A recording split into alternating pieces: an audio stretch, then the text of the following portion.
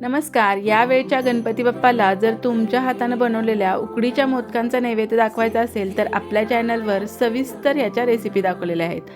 आज आपण याच मोदकासाठी लागणारं छान असं रसरशीत सारण कसं बनवायचं ते दाखवलेलं आहे.